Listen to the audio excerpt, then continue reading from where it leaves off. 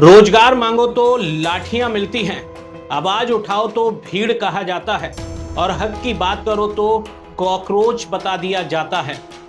नमस्कार, मैं गोल्डी निर्भीक, आप देख रहे हैं खबरदार इंडिया 24x7। आज सवाल सीधा इस देश की न्याय व्यवस्था, सत्ता और सिस्टम से है। क्या इस देश में बेरोजगारी पर सवाल पूछना अपराध हो गया है? क्या व्यवस्था से जवाब मांगने वाला युवा अब सिस्टम की नजर में बोझ बन चुका है?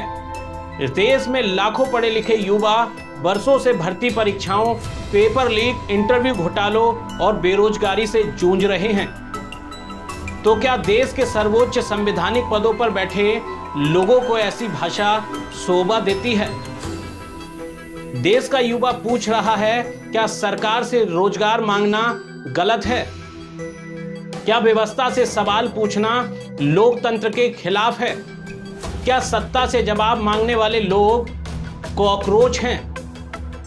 अगर युवा सड़कों पर उतरता है तो उसे उदरबी कहा जाता है। अगर सोशल मीडिया पर आवाज उठाता है तो उसे ट्रोल कहा जाता है।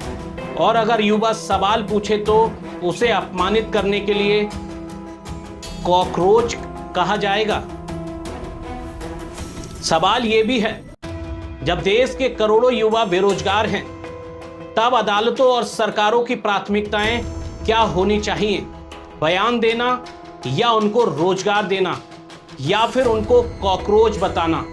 सीजेआई साहब, देश के बेरोजगार युवाओं को कॉकरोच कहने से अच्छा होता आप एक आदेश देते कि इस देश के करोड़ों बेरोजगार युवाओं को रोजगार की व्यवस्था कराई जाए। सीजेआई साहब, इस देश का युवा आज नौकरी, पारदर्शिता और न्याय चाहता है। उसे ताने नहीं चाहिए, समाधान चाहिए और उसे रोजगार चाहिए। क्या ये बयान युवाओं का मनोबल तोड़ने वाला नहीं था? क्या अब इस देश में बेरोजगार युवाओं को कॉकरोच कहा जाएगा? सीजेआई साहब, अच्छा होता आप इस देश के युवाओं का दर्द समझते और उनके रोजगार की व्यवस्था के लिए एक आदेश पारित करते।